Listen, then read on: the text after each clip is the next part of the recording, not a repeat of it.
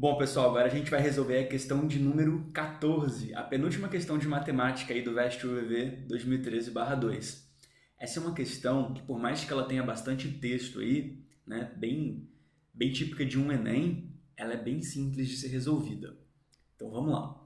O sangue bombeado pelo coração é transportado para todos os tecidos e órgãos do corpo por meio de vasos, chamados artérias. A pressão sanguínea ou arterial é a força que o sangue exerce sobre as paredes das artérias. Ela atinge o máximo quando o coração se contrai e bombeia o sangue, pressão sistólica, e atinge o valor mínimo, pressão diastólica, quando o coração está em repouso, no intervalo de tempo de um batimento cardíaco.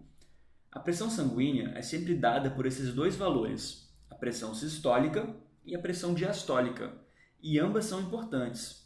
Normalmente, a pressão é representada da seguinte maneira: 120 por 180 milímetros de mercúrio, onde o primeiro valor é a pressão sistólica e o segundo valor a pressão diastólica. Observando o gráfico abaixo, visualizado no monitor pelo médico, a variação da pressão sanguínea em milímetros de mercúrio de uma pessoa em função do tempo em segundos é uma função trigonométrica, cuja fórmula é...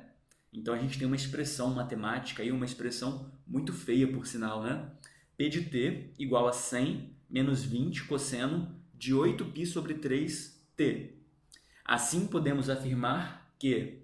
Daí tem um gráfico, né? Esse gráfico aí com todas essas ondinhas aí. Essa função é periódica de período 0,75, 1,225, 1,875, ou então ela é uma função crescente para todo t, ou uma função decrescente para todo t. Bom, pessoal, a gente está falando aí de uma função de cosseno, ou seja, uma função trigonométrica.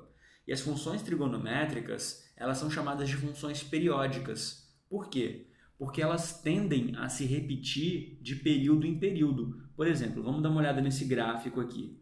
A gente tem essa primeira ondinha aqui, que quando chega aqui embaixo, a gente já começa um novo ciclo, formando uma segunda onda, e aí a gente forma uma terceira onda, e assim sucessivamente. O que está acontecendo aqui? A gente está se repetindo. Por isso ela é chamada de função periódica, tudo bem? Então a gente não pode dizer que essa é uma função que ela é sempre crescente ou sempre decrescente em todo o intervalo de tempo.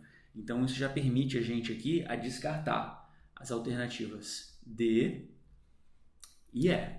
Então a gente já sabe que a nossa função é uma função periódica, característica das funções trigonométricas: seno, cosseno e tangente.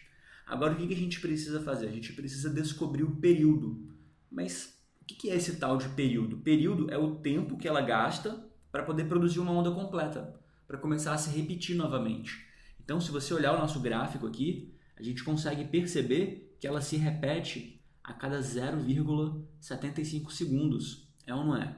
Eu tenho 0,75 segundos, produz uma onda completa, depois mais 0,75 produz uma segunda onda completa, e por aí vai, indefinidamente.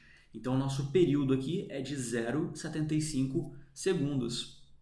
E a alternativa correta é a alternativa A.